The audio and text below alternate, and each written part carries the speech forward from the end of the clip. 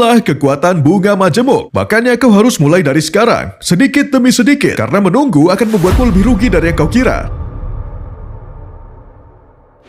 Biar kutunjukkan cara pintar menabung uang dengan legal sebanyak mungkin. Sebelum kita mulai, ingat, aku bukan penasihat keuangan. Aku hanya berbagi yang sudah kulakukan bertahun-tahun.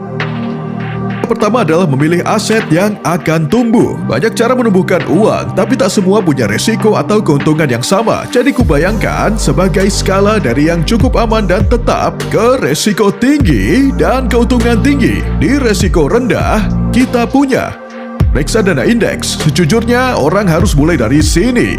Kau tak mencoba memilih pemenang, kau hanya beli potongan dari keseluruhan pasar. Seperti S&P 500 yang kusebut tadi, kau tak perlu cek grafik atau memperkirakan waktu pasar. Cukup tinggalkan saja dan dia akan tumbuh dengan sendirinya. Lalu ada real estate. Ini bisa jadi properti rental kalau punya uang, atau REIT jika tak punya. REIT memungkinkanmu investasi di real estate tanpa beli properti. Ini seperti beli bagian dari bangunan dengan orang lain. Di tengah ada skills. Belajar skill yang menghasilkan uang akan menjadi investasi yang menghasilkan return paling cepat. Maksudku seperti copywriting, editing, penjualan, coding, semua yang kau bisa lakukan untuk mendapat uang.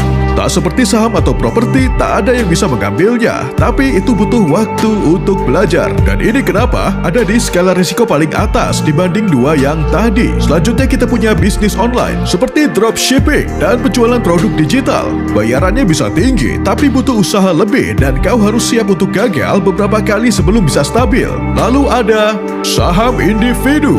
Aku tahu rasanya menggoda untuk memilih saham Tesla, tapi kecuali kau sudah riset dan kau tahu yang kau lakukan, kau hanya akan menebak-nebak. Jadi kalau mau melakukannya tapi belajar hal spesifik, beli sedikit dan anggap sebagai hobi, bukan strategi utamamu. Dan yang paling atas adalah investasi alternatif. Maksudku seperti Bitcoin, Ethereum, NFT, emas, anggur, sneaker, dan lainnya. Memangnya bisa dapat uang dari sini? Tentu saja.